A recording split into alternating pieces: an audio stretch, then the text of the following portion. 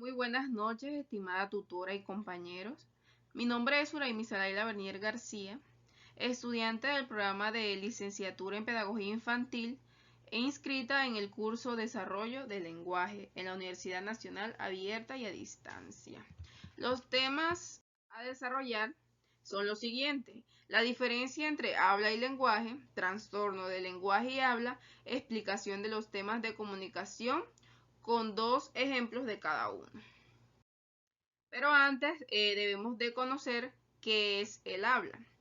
El habla es la facultad o capacidad de hablar o comunicarse con palabras que tienen los seres humanos. El habla también es la realización de una lengua, es decir, el acto individual por medio del cual una persona hace uso de la lengua para poder comunicarse. ¿Qué es el lenguaje? El lenguaje es la capacidad propia del ser humano para expresar pensamientos y sentimientos por medio de la palabra. La diferencia que hay entre estos dos temas es la siguiente. El habla, expresión individual de la lengua, es una habilidad humana innata. No está categorizada y se expresa solo de manera verbal, mientras que el lenguaje se utiliza para expresar ideas y pensamientos por medio de escritos, gestos y signos verbales.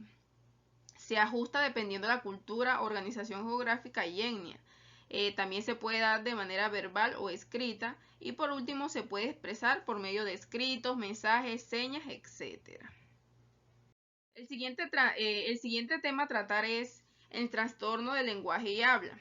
El primer trastorno es el del lenguaje, que hace referencia al trastorno de la comunicación, que es el responsable de que exista una interferencia entre el desarrollo de las habilidades del lenguaje de los niños.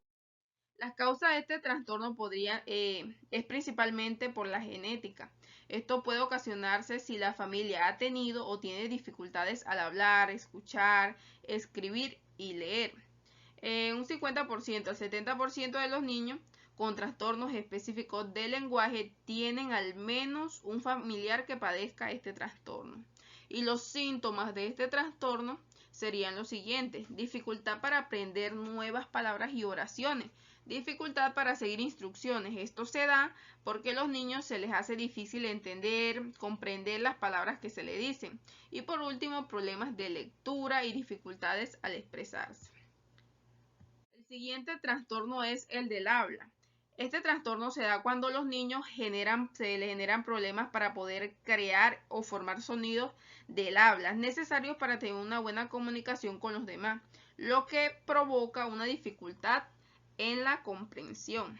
Las causas de este trastorno serían principalmente anormalidades genéticas, así como en el lenguaje. Esto también puede suceder con el habla, que la familia de los niños tengan o hayan tenido dificultades para crear, formar sonidos para una buena comunicación. Estrés emocional. Esto sucede cuando el niño tiende a tener nervios al momento de comunicarse, lo que hace que esto se genere una complicación al momento de hablar, comunicarse, y lo que lo lleva a un estrés emocional. Los síntomas de este trastorno serían repetición de sonidos, palabras o partes de palabras, frases después de los 4 años de edad. Frustración con los intentos de comunicarse. Hacer pautas durante una oración o palabra, a menudo con los labios juntos.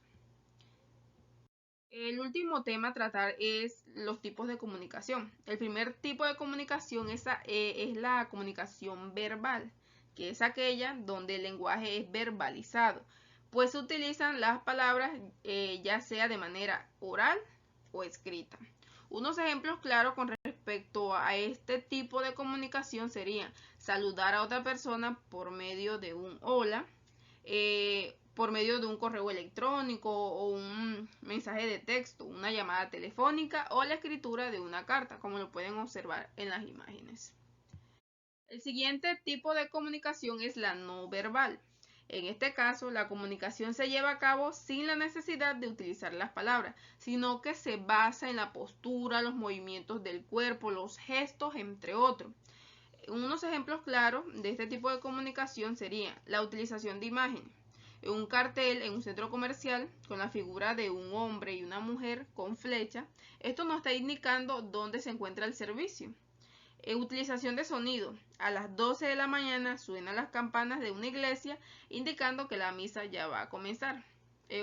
Para otros tipos de comunicación, de este tipo de comunicación podrían observar las imágenes. Muchísimas gracias.